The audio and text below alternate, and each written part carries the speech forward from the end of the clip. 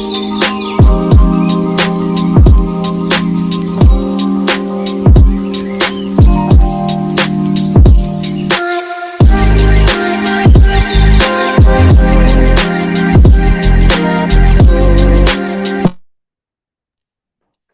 very good afternoon once again, and I welcome you all to our webinar on policies of fund and FME in Gift City. I am Ritika Jain, an associate at India Juris and the moderator for today's webinar. I welcome you all on behalf of India Juris. I extend a very warm welcome. A brief background about India Juris. We are a leading full service law firm and with a strong presence in Indian and global market. We have consistently been ranked number one in private equity and venture capital transactions by the Venture Intelligence Report. We have our offices pan India in cities like Delhi, Gurgaon, Bangalore, Gift City, and Mumbai. This webinar is a part of an initiative taken up by India Juris, and we have been dedicated in disseminating information regarding Gift City through our monthly webinars since April 2022. To take this webinar forward, we have a panel of esteemed speakers. I am very delighted to welcome Mr. Aditya Sarda, a DGM at IFSCA. Earlier, he was working with SEBI for almost 9 years as an general manager.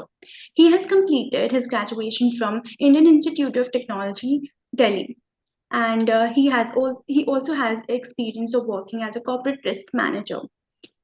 We also have Mr. Sameer Rastogi, Managing Partner of India Juris. He has been in practice for over 25 years and has a vast expertise in Indian and global matters. I'd now request Mr. Rastogi to take this webinar forward and welcome our esteemed speaker. And over to you, sir. Thank you, Ritika. I welcome all the participants and especially my esteemed co-panelist, Mr. Aditya Sarda. So, Mr. Sarda, I warmly welcome you. Thank you for taking out time. I know whole Gift City is busy at the moment on various events going on. Your Chintan Shivir is going on and various activities are going on. And despite such a hectic schedule, you have found the time to be part of this webinar. Thank you very much. And I'm sure with your vast experience and your stint at SEBI and with the IFSCA, the participants today would be very enlightened and they would definitely get some insight about the FME regulations and various other aspects about Gift City and funds. So just for your information, Aditya, I would like to inform that the members over here in the participants we have from across all India. So the participants are comprised of various consultants, the people who are willing and thinking of to set up in Gift City. There are some people from abroad as well who they are for some family offices who are exploring Gift City, what they should do, they should not do. There are people who are already in Gift City and they may also like to have some clarifications because they are already operating there. So different kind of set of people are here in the webinar and some more will be joining. And there will be other people who will be watching this live on YouTube as well. And so we have received some questions in advance. So post this, we will be having a Q&A session and I'll put these questions which I have already received and other questions which people ask in the chat box. So friends, today, I think you will definitely hear about Gift City. Everybody wants to know क्या Gift City अब आने का time है कि नहीं है, whether we should come in and what is happening in Gift City, because there are some people who are abroad. They always want to know what is happening in Gift City. So, and many times when people approach us, they are always struggling for drafting their policies and what kind of policies are required and whether they should make it, what they should do. So we thought along with the IFSCA framework and FME regulations, we would put some spotlight on what kind of policies are there. And Mr. Aditya is here. I think this is the right person to speak about the policies and other things. So without putting any further time, so I welcome Mr. Adit Sarada. So over to you for your presentation about the gift city regulations. You know that there has been recent amendments of the new set of regulations. So some amendment have come in FM regulations. So we had in 2025 just now. So over to Mr. Adit Sarada. All are waiting to listen to you. Thank you very much. Thank you. Thank you, Mr. Rastogi.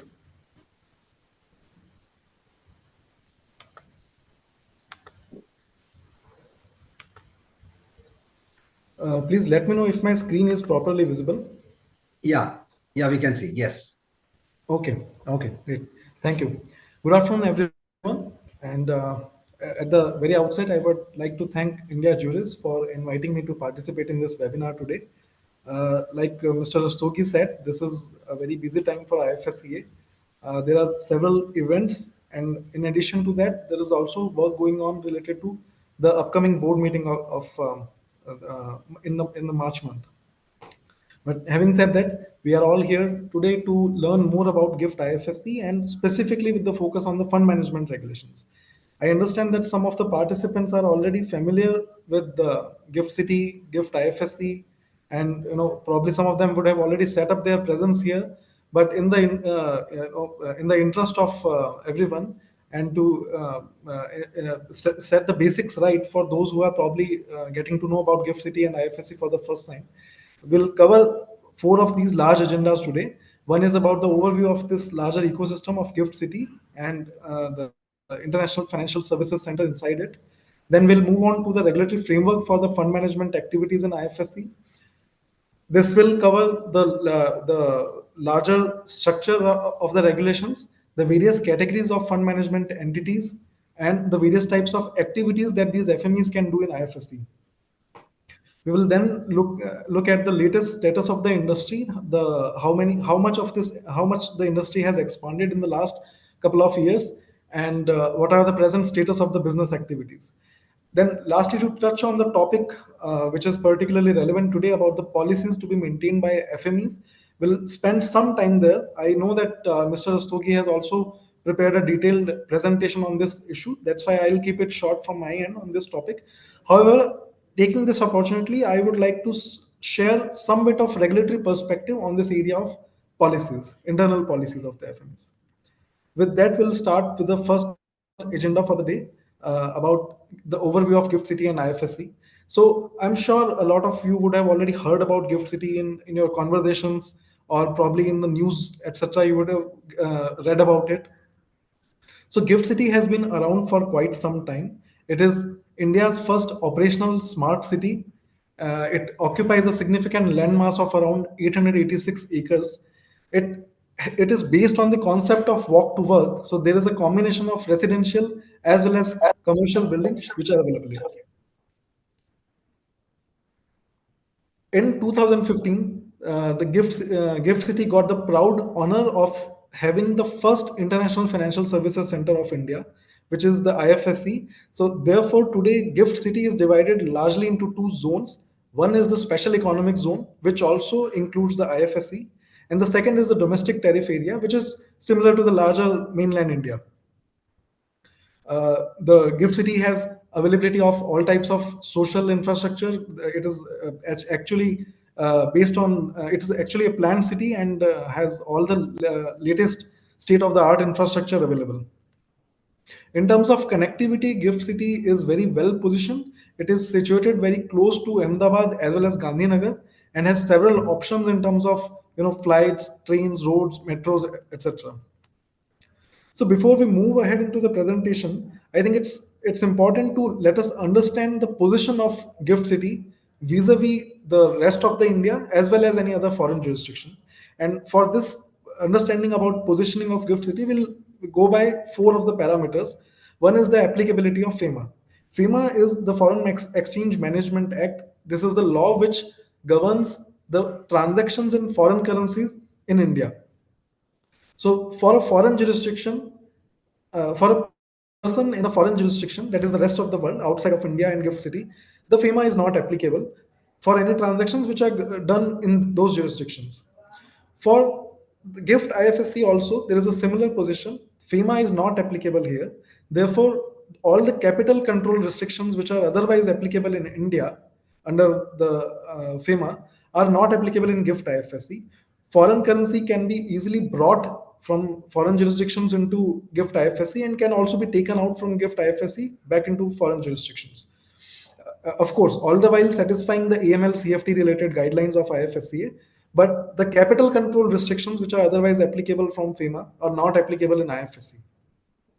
For in terms of currency, so any foreign jurisdiction, the in any foreign jurisdiction, the majority of the transactions would take place in their own respective currency. For US, it would be dollars. For Australia, it would be Australian dollars, so on and so forth. In India, similarly, since the local currency is INR, Indian rupee, therefore majority of transactions take place in INR. For gift IFSC, however, the transactions in INR are not permitted. Business transactions in INR are not permitted. They have to be done in 15 notified currencies. These 15 currencies basically cover all the major foreign and freely transferable currencies.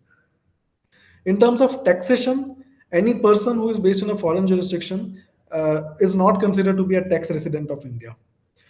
Therefore, tax laws would not apply there. For gift IFSC and the larger India, the Income Tax Act is applicable. Therefore, person in IFSC is as much a tax resident of India as a person in the larger mainland India.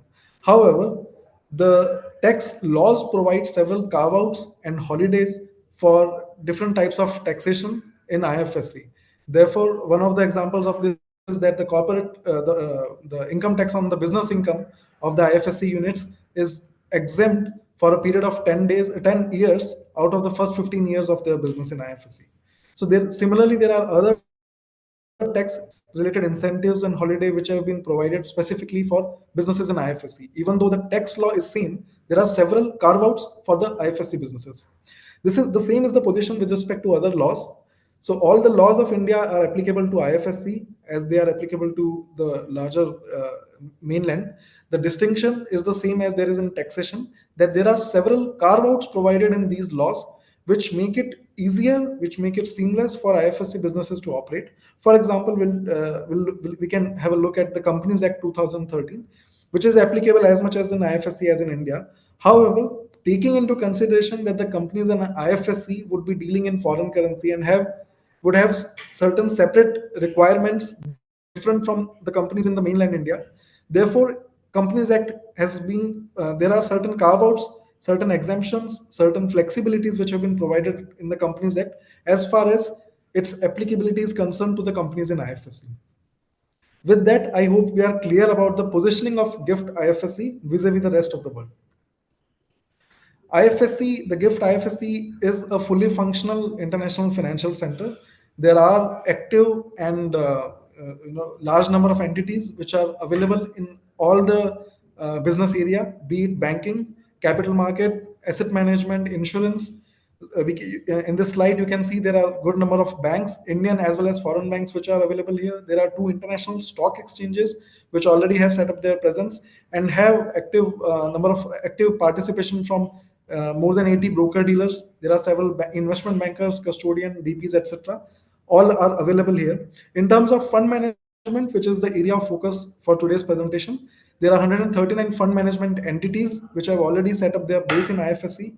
These 139 fund management entities have launched close to 200 alternative investment funds, that is restricted schemes in the IFSC parlance.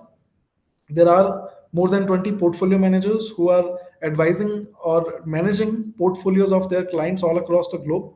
There's a good number of distributors also now in place in IFSC.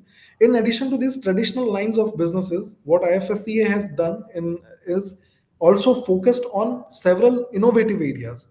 For example, the ship leasing, aircraft leasing, these are examples of certain areas which have been tried for the first time in IFSC.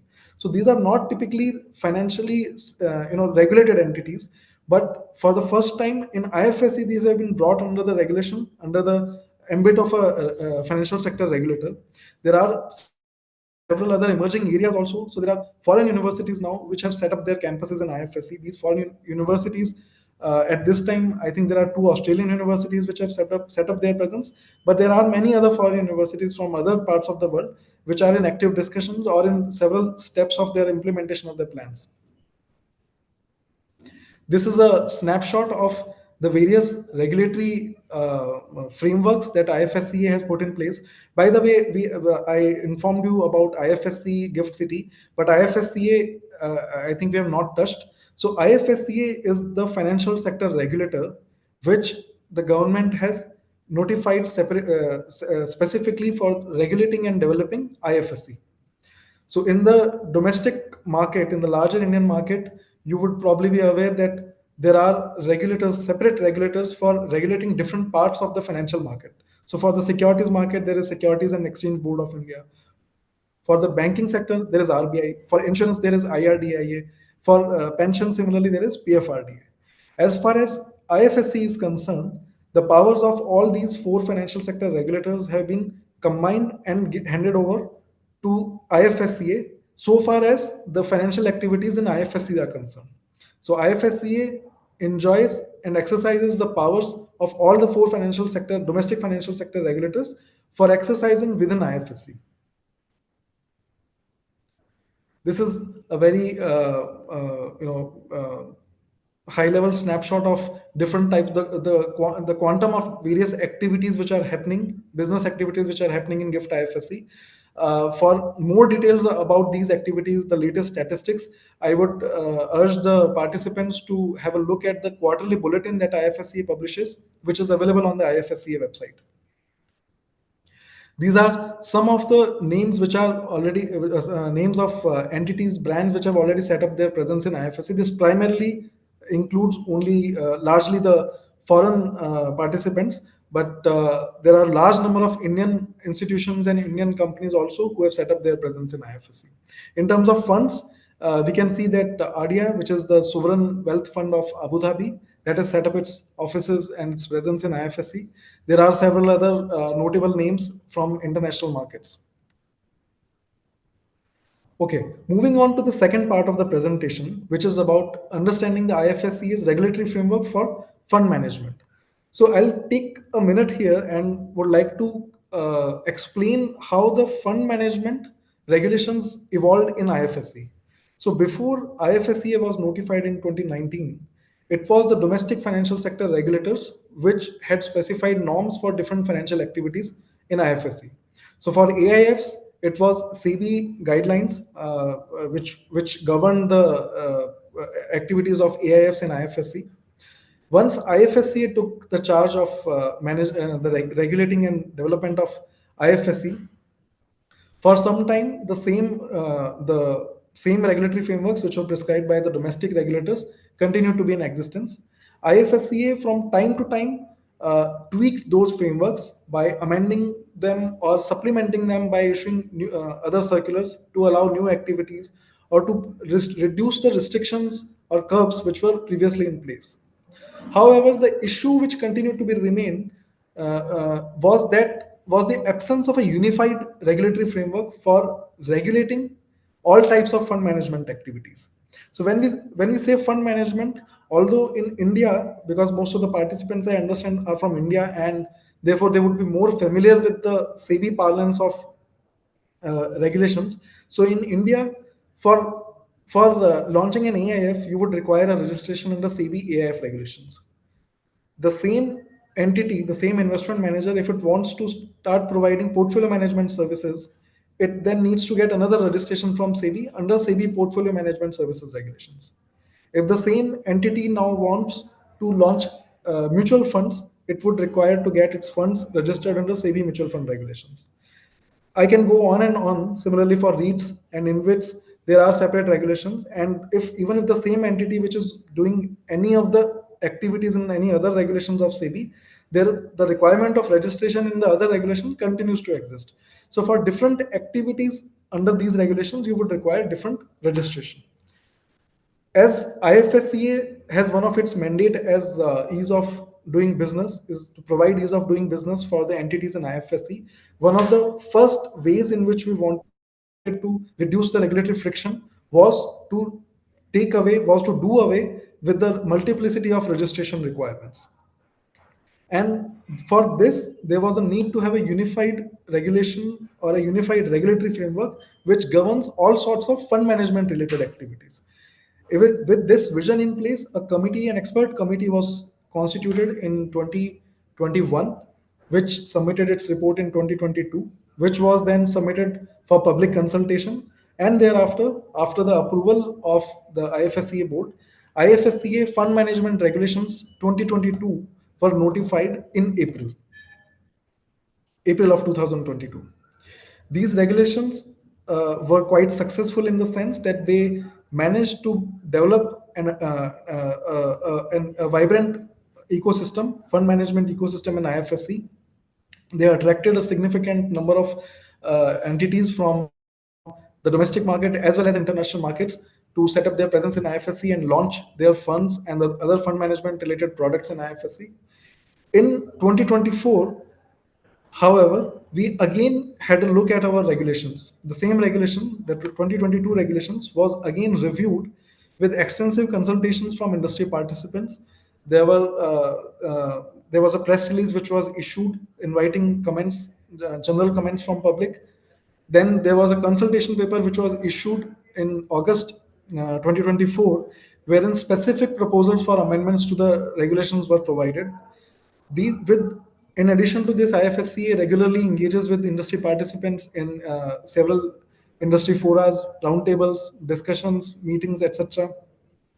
Taking into account the feedback that we had received as a response to the consultation paper, or in response to the various meetings and interactions that IFSCA participates in, the proposal for review of the Fund Management Regulation 2022 was put up to our board in the meeting held in December 2024. With the approval of the board, I am pleased to say that the revised fund management regulations, which is the IFSCA Fund Management Regulations 2025, has been notified recently on February 19, 2025.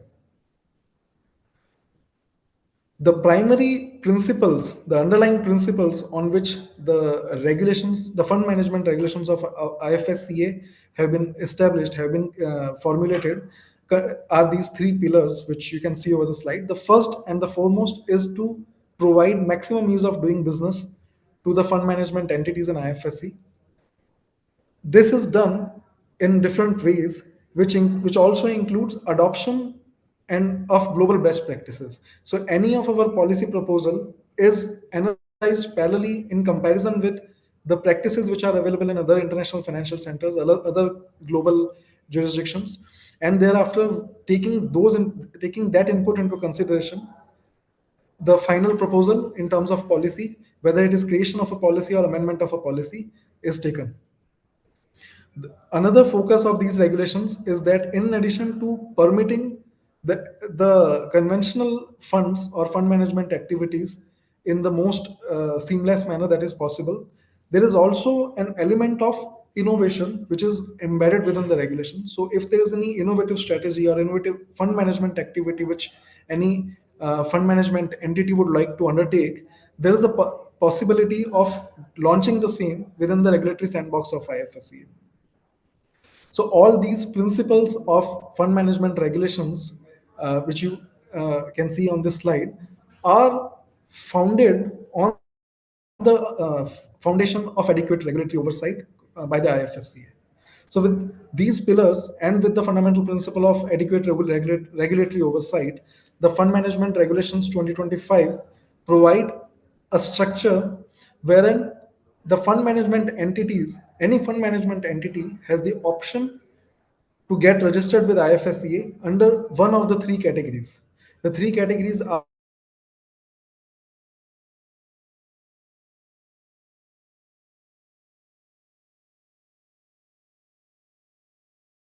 you can see them on the left hand side of the screen, which and authorized FME and activities, fund management activities, which are permitted under the regulations. So you can see that authorized FME is permitted to do venture capital scheme and angel scheme. So this is the lightest touch category of the FME, and therefore the scope of activities permitted to this category of FME is limited, which is to deal with accredited investors or investors who commit at least $250,000 in a venture capital scheme or at least $40,000 in an angel scheme. The scope of venture capital scheme and angel scheme is largely restricted that they can invest a large part of their corpus only in new age companies or startups. Moving up the ladder, after authorized FME, the next larger category, the next higher category of FME registration is that of registered FME non-retail. You can see that registered FME non-retail is allowed to do all the activities which authorized FME is allowed. In addition to that, there are other activities which primarily are non-retail in nature. For example, launching of restricted schemes. Restricted scheme is similar to SEBI AIFs. So a registered FME non-retail can launch all three types of restricted schemes or AIFs in IFSC.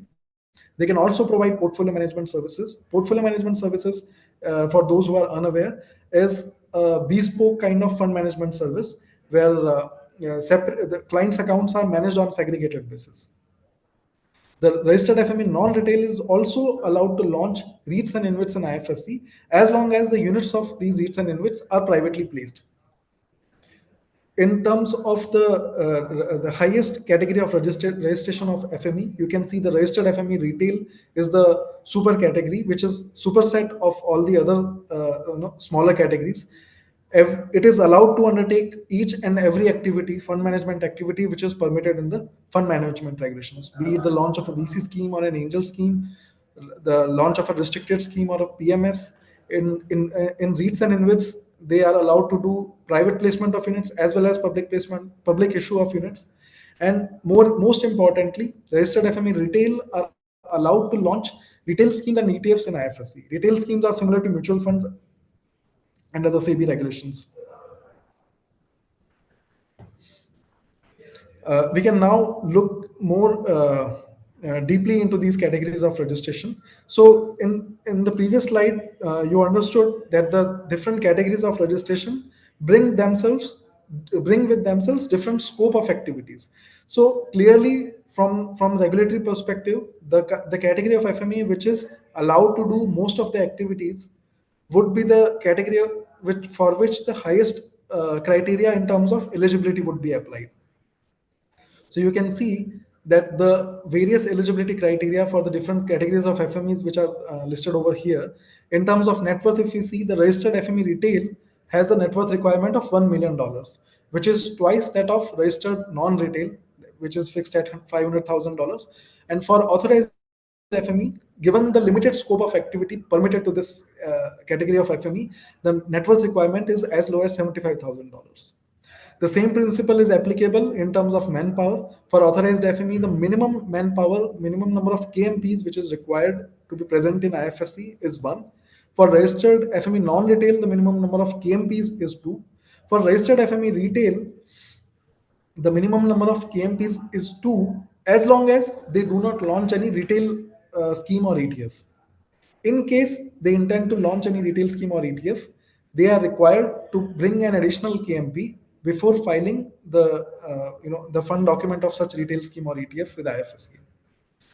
In addition to these bare minimum manpower requirements, there is another additional requirement of appointment of a KMP, which gets triggered when the asset under management of a FME crosses the threshold of $1 billion. This $1 billion AUM is on aggregate basis, taking into consideration all the schemes that a FME has in IFSC, excluding those schemes which are in the nature of fund schemes. So this was about manpower. In terms of experience and track record for an authorized or a registered non-retail FME, the requirement of track record is understood to be satisfied if the FME has people with relevant experience.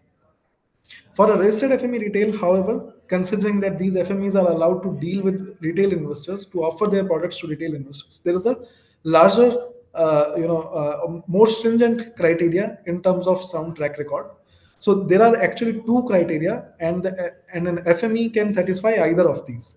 So the first is that the FME or the holding company of the FME or their subsidiaries need to have minimum 5 years of experience of handling an AUM of $200 million of 25,000 investors minimum.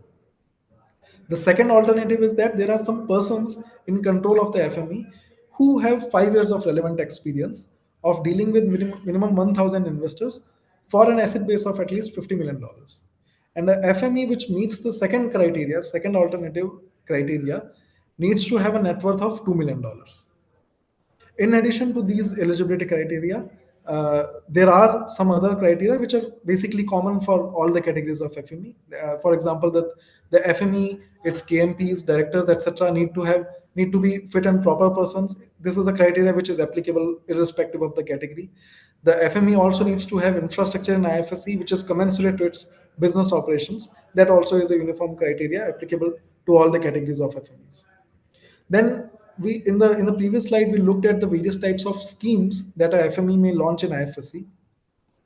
This slide is intended to provide some more granular information on the schemes. So all the three schemes, I think the name itself is quite illustrative that retail schemes are those which can be offered to retail investors, which are similar to the mutual funds in under the SEBI regime. Restricted schemes are restricted only to the investors who are either accredited investors or who bring in investments more than a certain threshold. In this case, it is $150,000. VC schemes are venture capital schemes, which are to be which the primary intent of which is to invest into startups companies or new age companies, and they are allowed to deal only with accredited investors or such investors which bring in minimum $250,000 each. There is also distinction in terms of the number of investors under each scheme. For a VC scheme, considering the limited scope of this scheme, the number of investors in the VC scheme is restricted at 50. For restricted scheme or AIF, the number of investors is restricted at 1,000. For retail schemes, there is no upper cap. There is no restriction in terms of the maximum number of investors. There is, however, a restriction in terms of minimum number of investors. So there has to be 20 investors at the least in a retail scheme. The minimum corpus in all these three schemes is same, which is $3 million. Previously, this used to be $5 million under the Fund Management Regulations 2022. In the recent review, in the latest version of the regulations, this requirement has been brought down from $5 million to $3 million. For VC scheme, in addition to minimum, there is also a cap on the maximum side that the corpus of a VC scheme cannot exceed $200 million. For restricted scheme, the minimum corpus is generally of is minimum corpus. The general requirement is $3 million, but for open-ended schemes, there is a carve out that these schemes can start their investment activities once they reach $1 million in terms of funds raised, and they can then achieve the minimum corpus of $3 million within a 12 months period. In terms of the PPM approval process, so for VC schemes and restricted schemes, there is a green channel of filing. But what this basically means is that the fund documents can be filed by the FME with the IFSCA, and IFSCA simply acknowledges the filing and issues a letter of acknowledgement, issues some sort of communication to the FME, after which the FME is free to launch these schemes to their investors. In case of retail scheme, however, this sort of green channel filing is not permitted. The fund documents for retail schemes are reviewed by IFSCA, and the comments, if any, the IFSCA provides on the retail scheme prospectus has to be incorporated in the fund documents by the FME.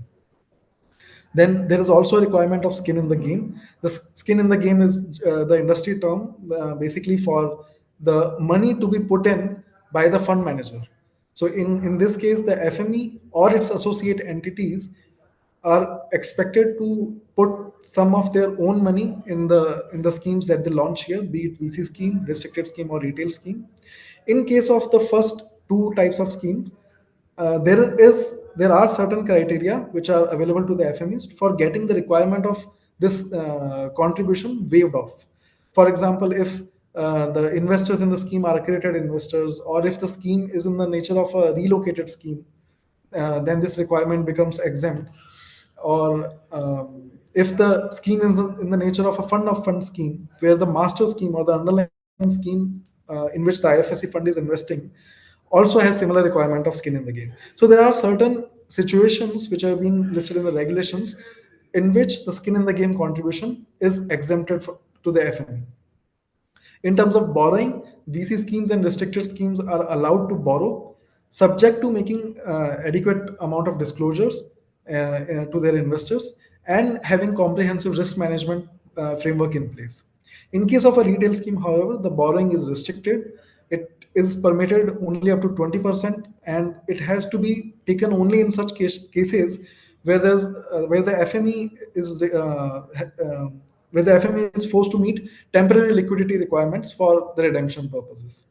So, in other sense, retail schemes are not allowed to borrow for the purpose of making investment. They can borrow for meeting the redemption pressures, but they are not allowed to borrow for making further investments. Then there are certain other investment restrictions which are unique for the different categories of schemes. For example, VC scheme, since the larger aim of a VC scheme is to invest in startups or new age companies, there is a restriction that 80% of the corpus has to be invested in companies which are not more than 10 years old, right? And then there is also a condition, a good practice condition, basically, that the related parties, if there are any transactions being done with related parties or major investors, then such transactions need to be approved by 75% of investments by value. In case of restricted scheme, now another point of distinction is that VC scheme is always a close-ended scheme. For a restricted scheme, the category 1 and category 2 AIFs are close ended. The category 3 AIFs can either be open ended or close ended. Retail schemes can be open ended or close ended. Now, for a category 3 scheme, which is open ended in nature, there is a restriction that not more than 25% of its corpus can be invested in unlisted securities. So, this is largely with the intent to ensure that since the scheme is expected to provide on tap redemption, therefore its portfolio needs to have adequate amount of liquid securities. The restriction of dealing with related parties and other major investors that is applicable in VC scheme is also applicable in case of restricted schemes. In case of retail schemes, since these are products which are meant for retail investors, there are slightly tighter restrictions or prudential norms. The open-ended scheme, in case of a retail scheme, cannot invest more than 15% of its corpus in unlisted securities, as opposed to the limit of 25% in restricted scheme. The close-ended schemes, which are retail schemes in nature, can invest more than 15% of their corpus in unlisted securities, but not more than 50%. It can be more than 15%, but it has to be less than 50%. But in this case, the minimum amount of investment from each investor is 10,000 US dollars. And similarly, there are other portfolio diversification norms which are applicable for retail schemes. Now that I hope there's a fair understanding of the fund management regulations that IFSCA has. With that, now we can look at the latest status of the activities in the funds industry in IFSC. There are 139 fund management entities, like we saw previously. Out of this 139 fund management entities, there is a fair distribution in terms of structure, company, LLP, and branch mode. And in terms of the categories of FME registration, the majority of registration are under the registered non-retail category. This is primarily because that there was lack of clarity in terms of taxation of retail schemes and ETFs. In the previous budget, this clarity has also been now brought in, and therefore we expect that registered retail category of FME would see a significant jump, and very soon we will also see retail-oriented products being launched in IFSC. So these 139 fund management entities have set up 198 schemes.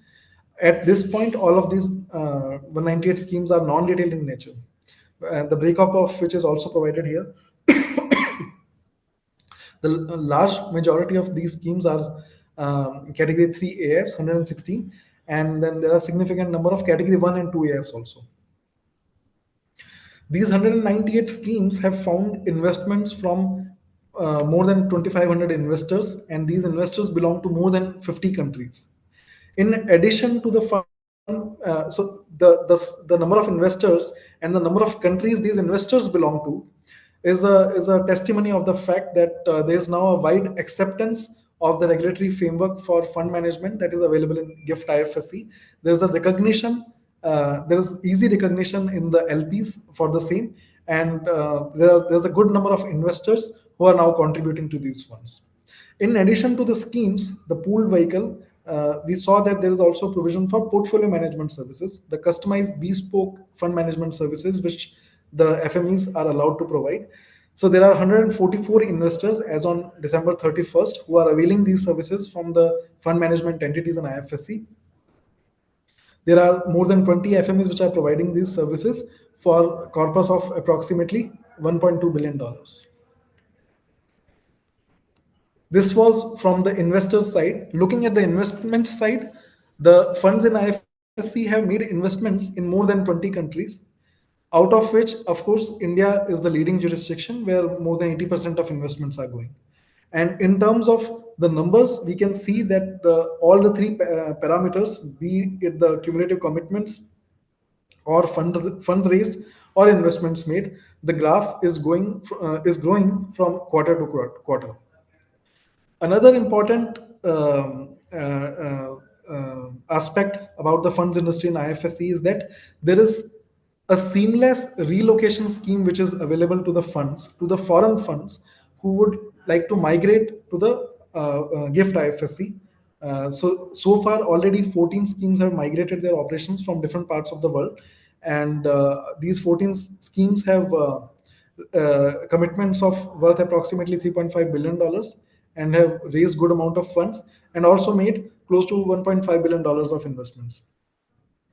This scheme of relocation is available to all the foreign schemes, provided they meet certain criteria which has been set up, which has been specified under the Income Tax Act.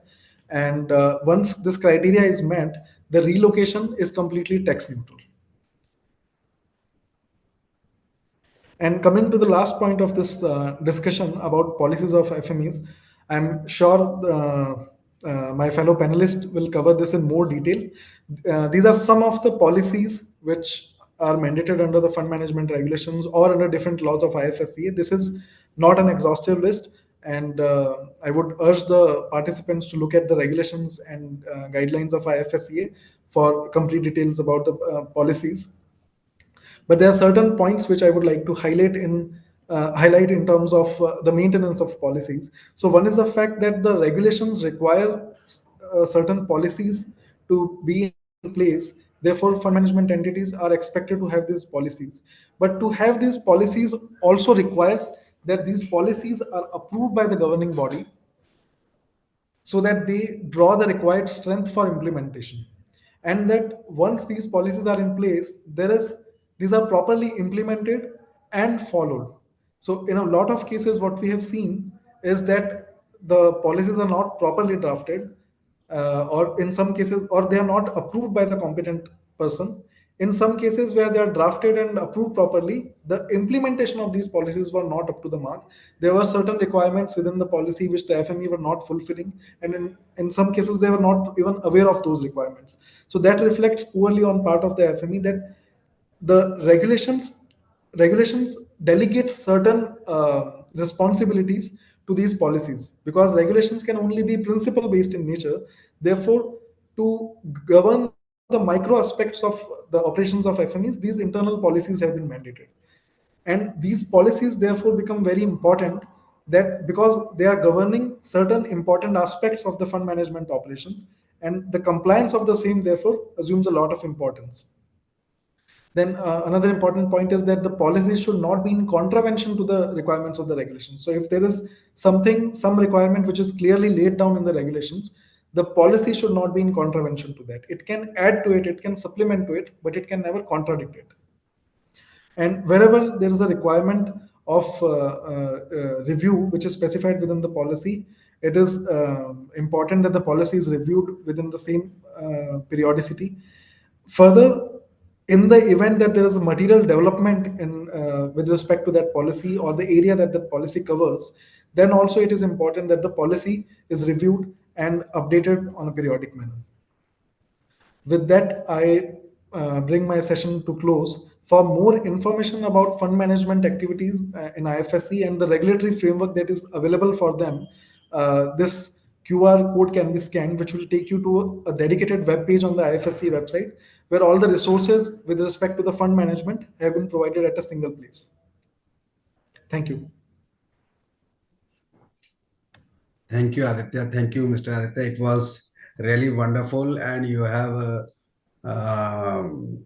taken all a very broad, you have covered very broad area about the fund management regulation, the policies, and the today topic for policies is very well relevant because many within Gift City and outside Gift City, sometimes people don't take it that seriously. Acha policy hai, ban jayega, kar lenge. And sometimes people have written in their PPMs, in their charters that they will do it without knowing that they have to do it. So lot many confusions are things among the people whether they have to follow it or not. So we thought that we will at least give some idea, references to the people. But you mentioned, but the wide canvas which you have given for the IFSC 198 funds are already operating. So many of the asset managers are there. So I think the people who are from outside India and who are looking to join Gift City, this is the right time. And you see the most of the investments are coming to the Gift City as compared to other jurisdictions. Despite what is happening globally, I think you should not wait on the fence. This is right time to come into Gift City. So, Mr. Aditya, we have questions, but I'll just finish the policy part and then we'll jump on the Q&As, which I already have and which will be of interest to other participants as well. And we'll try to finish within the timeline. I don't want to take much of your time. You are too busy with that, your IFSC work. So, friends, I'll just cover with the policies which funds have to maintain in Gift City, and I'll try to capture those. And let me share my presentation, and I'll try to finish it up as per possible. 1 second, I'll just. Mithika, can you allow my? Yeah, I can.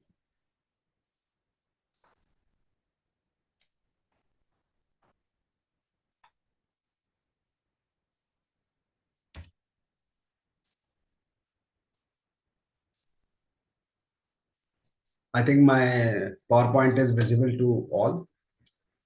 So friends, those who are already in Gift City or who are in the process of forming the fund or FME in Gift City,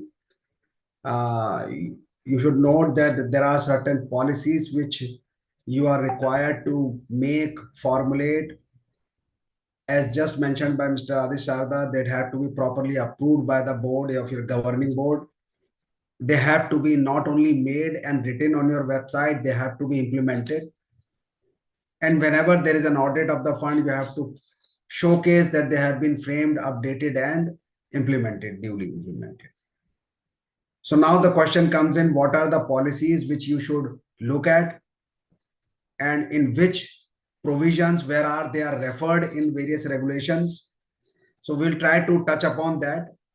So this list is not exhaustive. It is a guidance, a referral note for the people who are here to see how what funds and what the policies they can look at. If they have already made, excellent. And if they find any deviation and differences, they can look at it and let us proceed with that. So what I have done, so there are two kind of policies.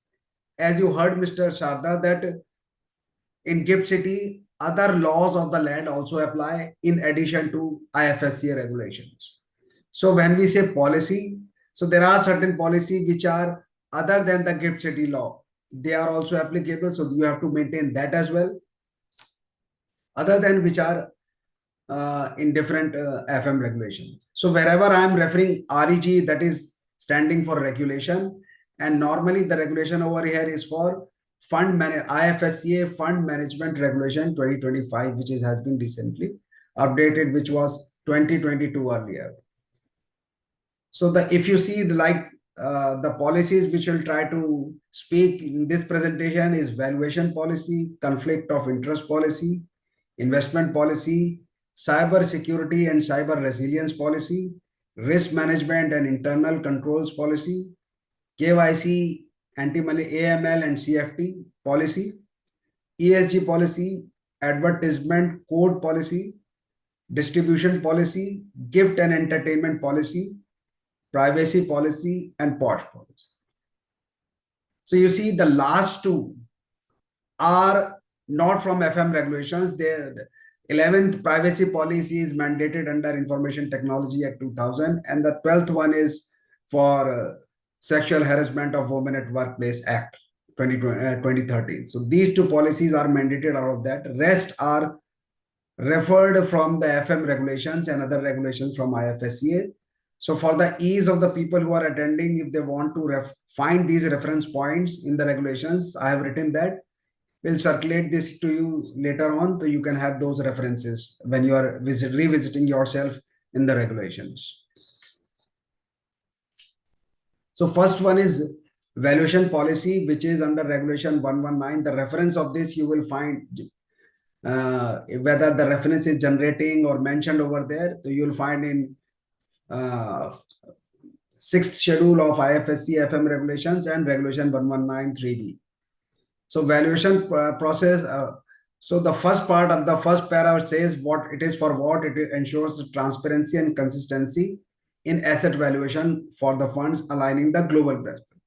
So you see all the policies in IFSA, you know, would take you to global best practices. The standard has nothing. Standard has to be of global best practices. Whatever function or if business you are doing, your practices, the policies you are making, it is a global, because global investors, global people, everybody is there. So everything is on global perspective basis here. So the assets held by the FME shall be consistently valued accordingly the policies and procedures.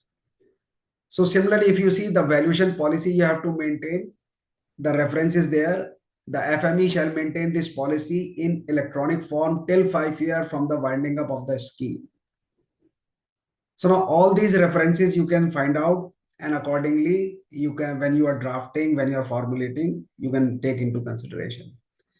So the second part I have written, what are the clauses, main clauses. There would be lot many other things in the valuation policy. It is subjective. You can derive on your own. Look at the global best practice. You can derive or you draft your own valuation policy. But these are 1 or 2 points which I have written. It talks about what.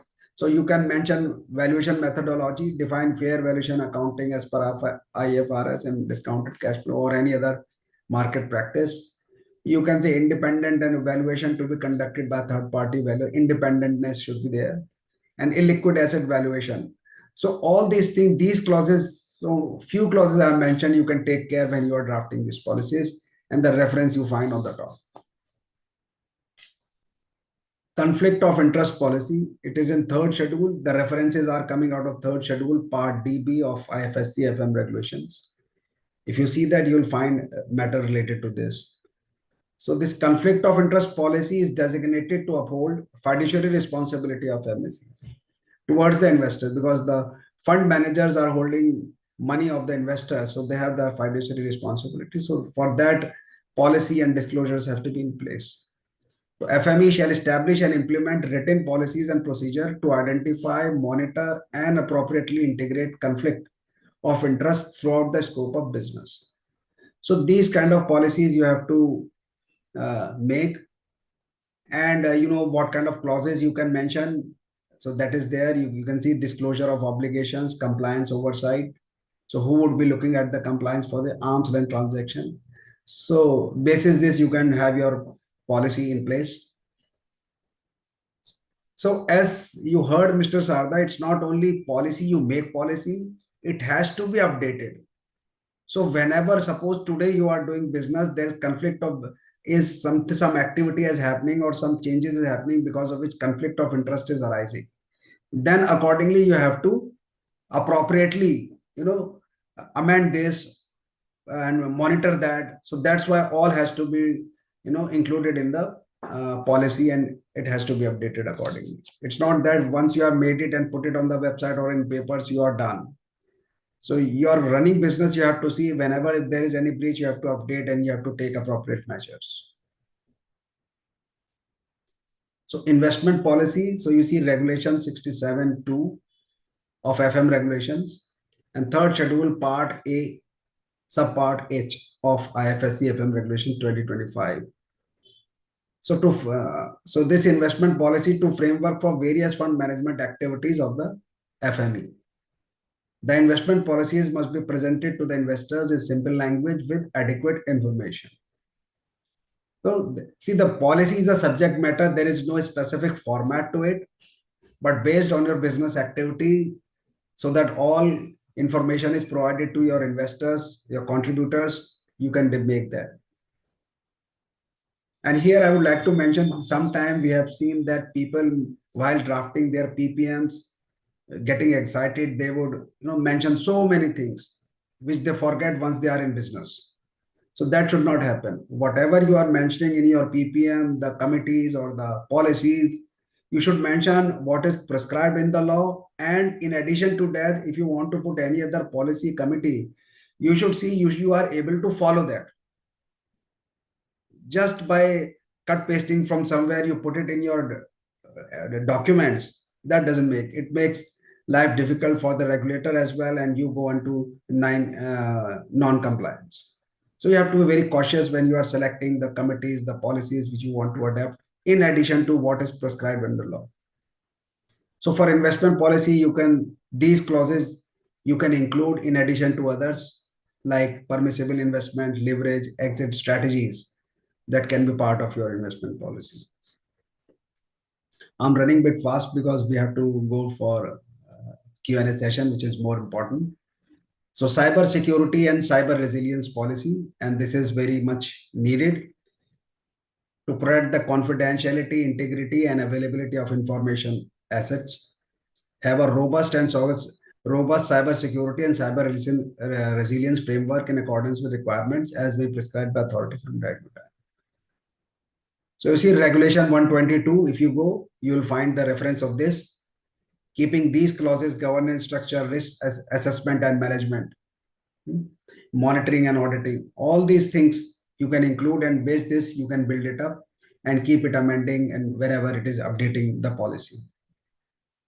So at the moment, the objective of this session is that the participants may have a note that these kind of policies are required, then they can customize it, refer to it, and do it themselves. So it's kind of DIY thing. So risk management and internal control policy, you can refer regulation 7.2 and regulation 123 of FM regulations. So what it says, FME shall have adequate internal procedures and control given the types of business in which it engages, includes any activity which have been outsourced. So you see, the enforcing risk management system and internal controls to safeguard investor interest and maintain financial stability. So this kind of policy, if you keep in place, you refer this particular section, leverage, the what clause you have to see that should be there, like leverage management, business continuity plan. If you have noted in Mr. Sarda's presentation, there was a business continuity plan. So if you go to regulation 123, that would provide that every FME should have a business continuity plan, means it must outline procedures to handle emergencies. What happens, some disruptions happens, there is emergency, how then you will do the business, how the business and operations will be carried on. So that kind of plan has to be in place. So all those things you have to keep in place. Those who haven't done so far, they can think of and start complying with all these things. So this is the most, everybody in GIFT City knows about KYC, AML and CFT policies. Even it's a general thing which is globally, wherever there are financial institutions, either in India or anywhere, any other financial centers globally, you will find these policies are know your customer, anti-money laundering, and countering financial terrorist activities, financing of terrorist activities. So those things policies are there. So for that, there is a specific AML, CFT, and KYC guidelines by IFSCA. You can refer those, and based on that, you have to have this policy. So you can include the clauses like customer due diligence, vigilance, independent audit, all those things. So a regulated entity shall develop a KYC policy which shall be part of its AML, CFT policy. So people would know this because it's known otherwise also. So this is one of the major things. The references you will get in Schedule 3 and Part A and of AML CFT guidelines. Not so here I am referring to KYC guidelines of IFSC.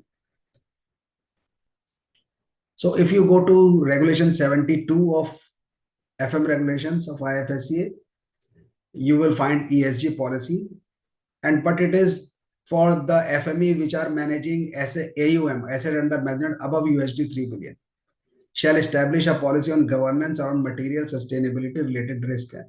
But nevertheless, if you are in the business which requires, it is good to have your ESG policy in place. And for this policy, you can include these clauses like identification and assessment of risk, establishing and disclosure of processes, because how you would look at ESG things, how you mitigate them. So if in case their sustainability related risks are not incorporated in the decision making of the fund, then you have to put that statement as well, that we are not considering those when we are making any decision. So all those things are there. So you can say Regulation 72 clearly provides for an ESG policy. For you can refer that. So advertisement code policy, Schedule 5 for 5SC capital market intermediaries. So it is not that also it totally based on their activity. You know? Not only FM regulations, if you are in any entity or FME in GIFT City and based on your activity you are doing, you may be required to have certain policy. So advertisement FME to follow mentioned steps to ensure accurate, true, fair, and clear, complete, unambiguous, and concise advertisement. So you have to ensure fair and transparent marketing practices. So the clauses which you should include in addition to others would be truthful representation, risk disclosures, consistency, and with regulatory standards, prohibition of misleading statements. So all these things you have to take care. And if you make this policy, it is advisable. So you can, based on your activities.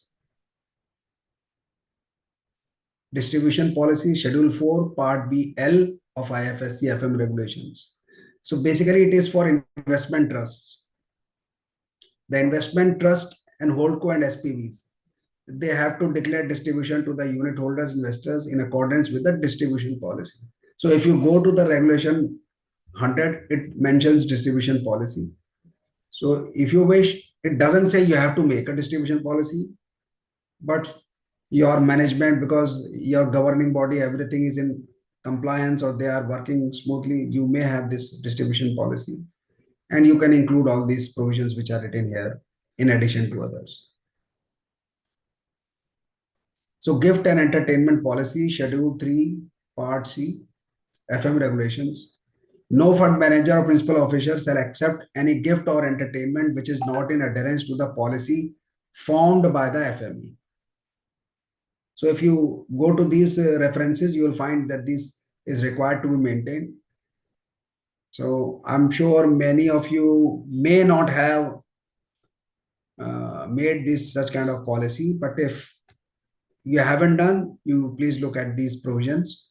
And if you wish to draft, you can do it yourself, and you may include these clauses which relates to prohibition of solicitation, value limits and approval processes, record keeping and monitoring. So you can have this requirement completed by having this policy.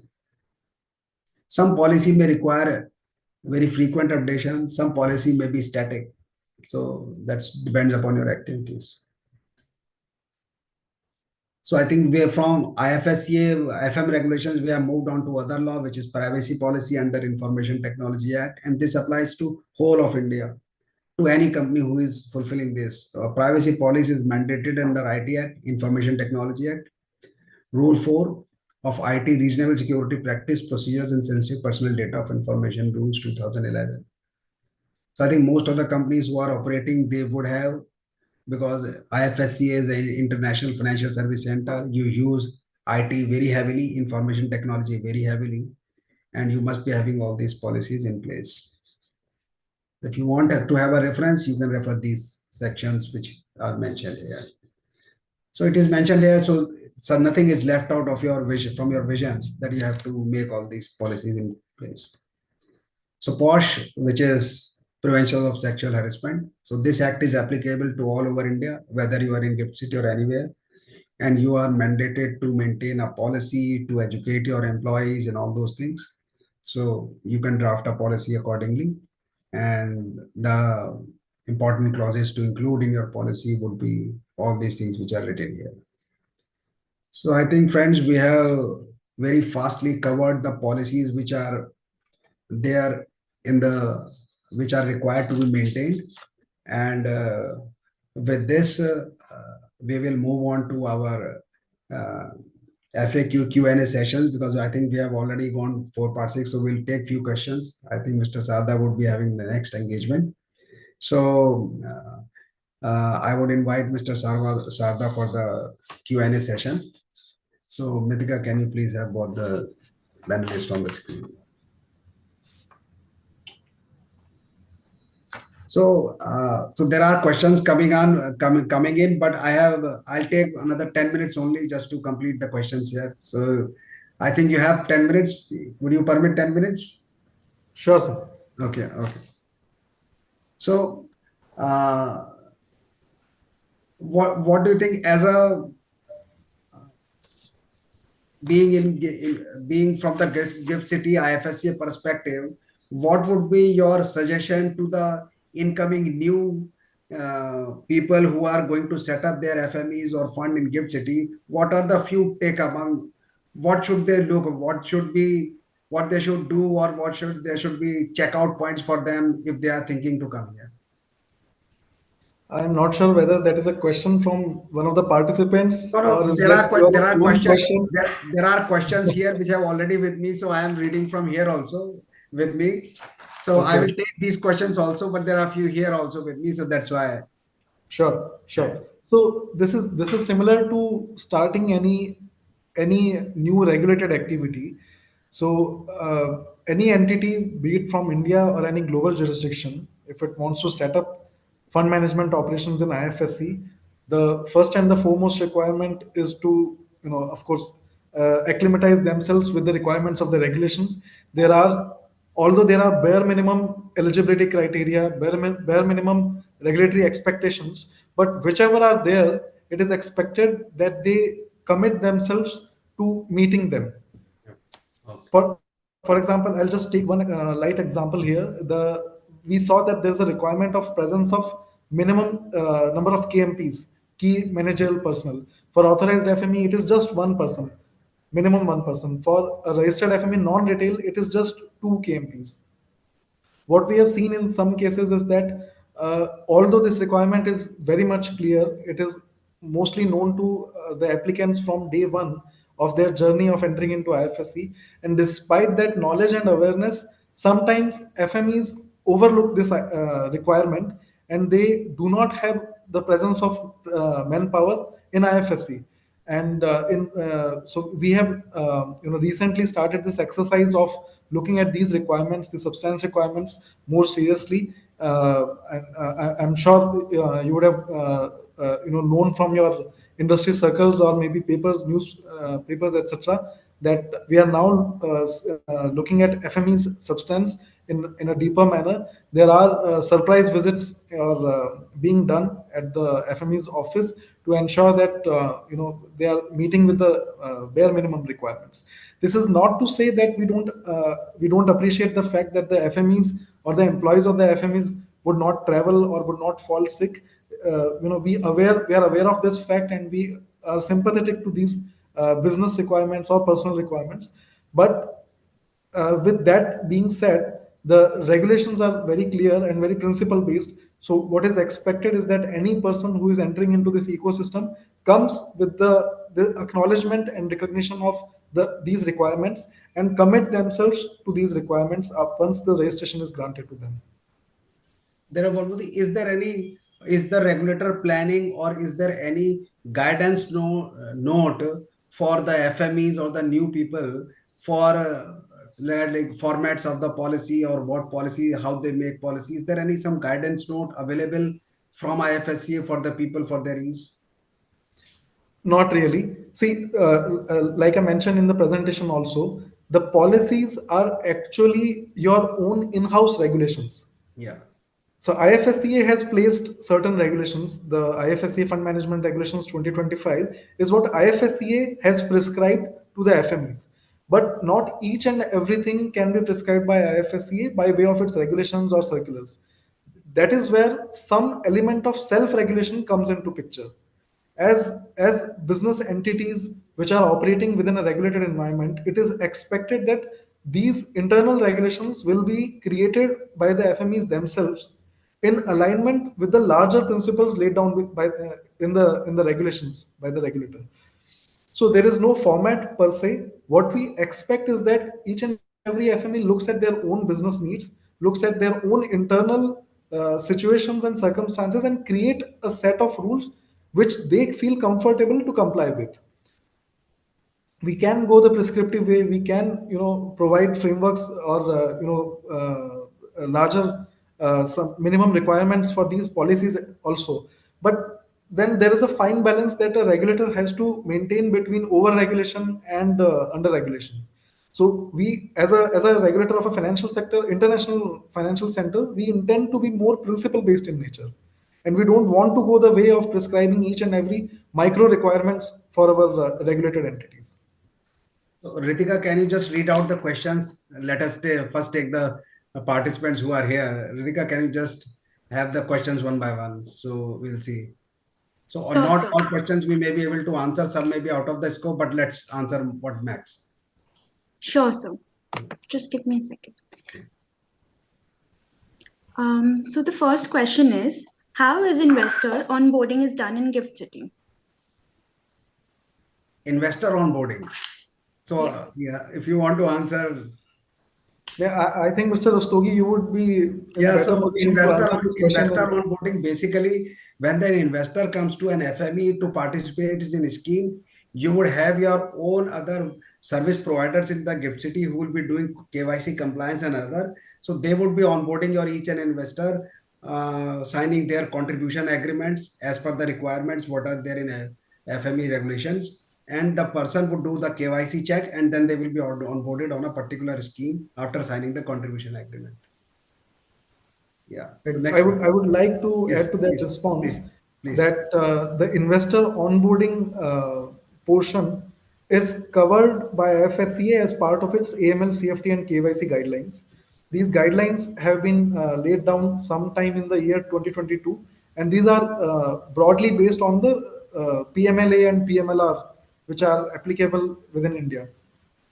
So any client that is onboarded by any entity in IFSC, be it a fund management entity or a bank or any entity within any of the business lines, the AML CFT guidelines become applicable uniformly to all of them. The client onboarding is one part. Then there is also a requirement of continuous review of client due diligence and review of client profiling. So I would urge the participant to have a look at the IML CFT guidelines of IFSCA to get a complete and comprehensive answer to this question. Thank you. Yeah. Even when the service provider who onboards it, he would definitely refer to all those positions. But as Mr. Sarda said, you can yourself visit to these guidelines and you would understand it better. Service provider is an option. Yeah. This is a convenience which is available to the entities in IFSC. For those entities which want to do this activity in-house, they are In-house. very well allowed to do this activity in-house. Those who want to take services or avail services of certain service providers, that is also permitted. What, however, remains important is the fact that the primary responsibility continues to be on the regulated entity. Right. Yes. Yes.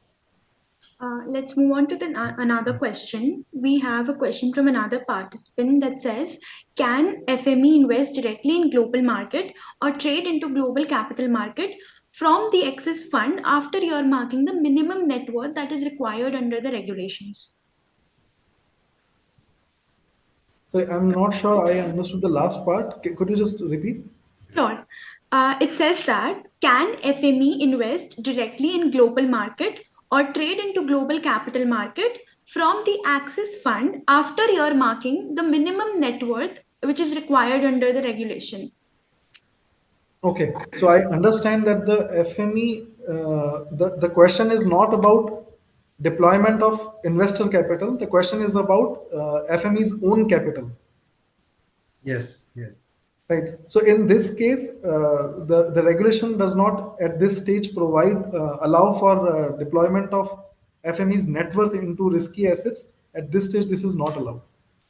So I think the question may also they must be trying to have which many of the funds ask that, for example, they have a minimum criteria for minimum net worth.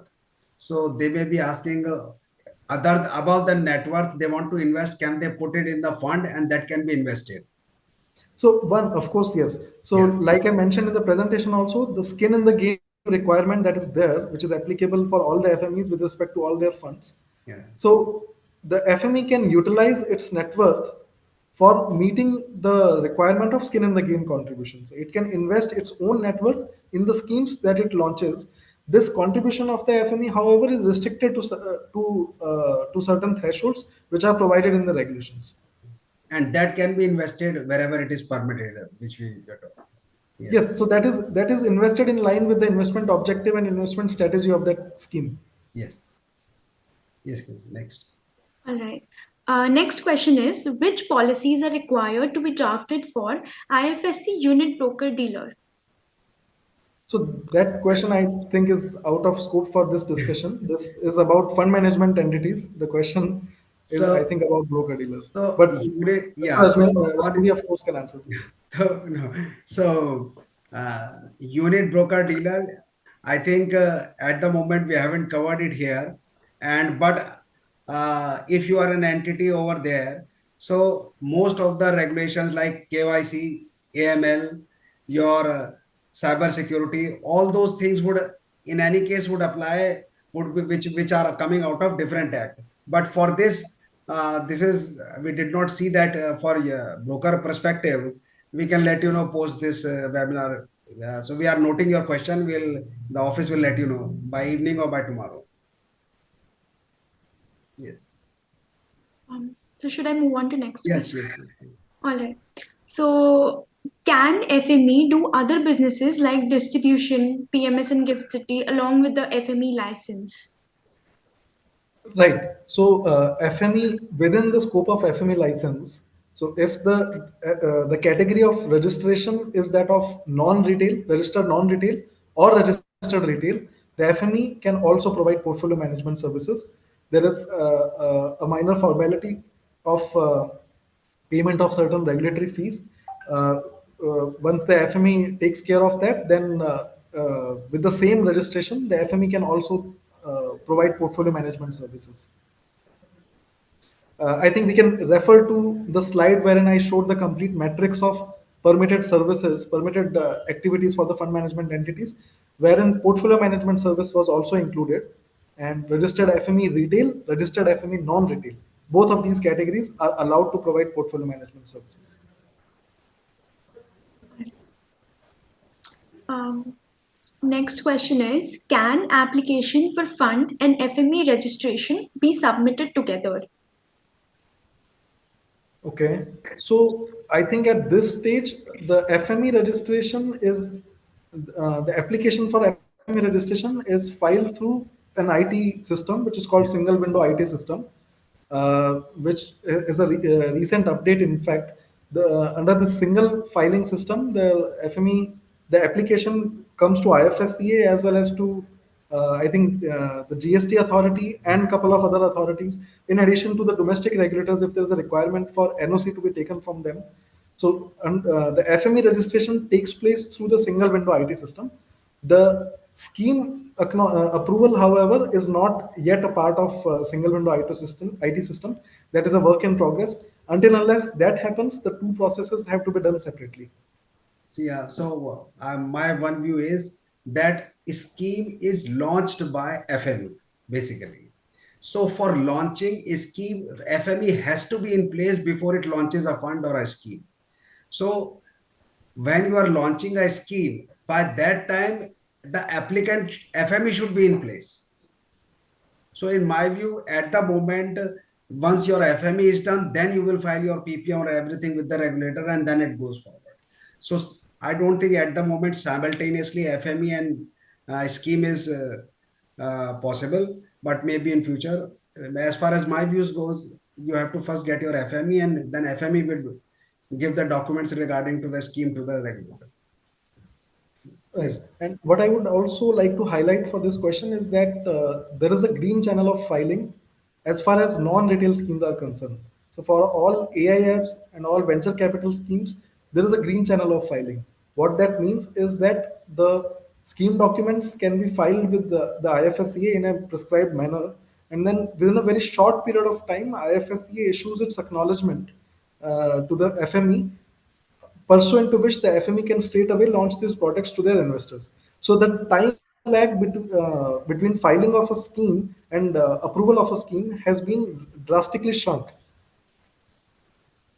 So I think we'll take two more questions. We have already overshot the time, Ritika. So we'll take two more Oh, questions.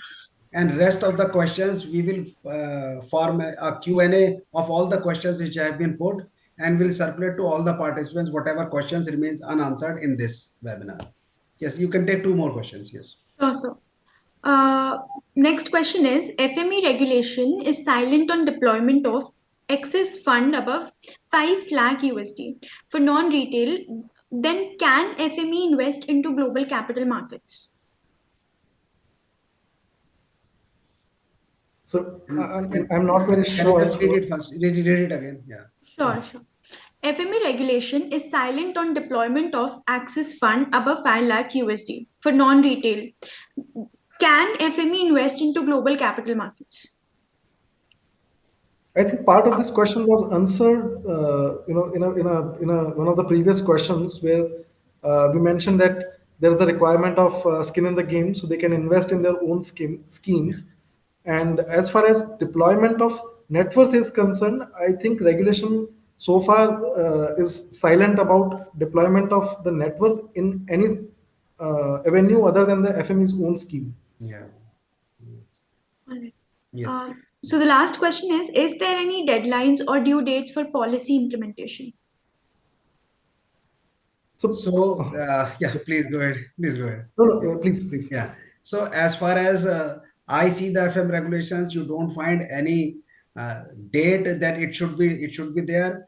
But what I see that the moment you have been given the license, you should before you start your operations, I would say in a way before you start investing, at least because many of the regulations like KYC. So it has to be in place before you are onboarding the investors. Like your most of the policies should be in place typically before you start investing, because it relates to investor disclosures up to the investors. The people who are contributing the money, they need to know how the system methods and what policies are to be there. So in my view, before you should placed all policies in place the moment you get the license, and at least prior to you start investing. This is my view. I think if you add Aditya, if you add something. No, I don't think I have anything more to add. Yeah. Okay. Okay.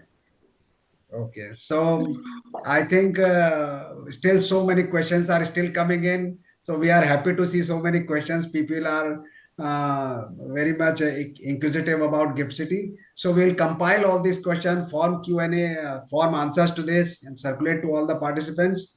But today we have already taken 24 minutes above our timing. So thank you all the participants for being with us today.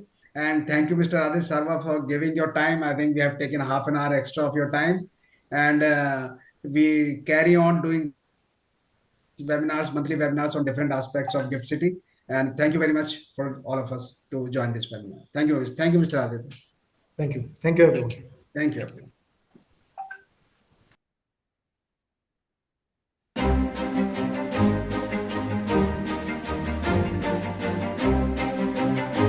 As India Juris, we aim to be the best place for the lawyers to work in and set up standards for the lawyers to develop their skills being in this law firm. We aim to provide high standard of international legal services to our international, global and domestic clients.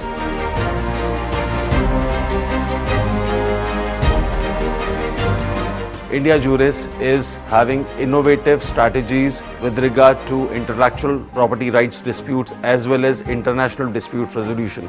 And we are having a lot of milestones which we have achieved and about to achieve.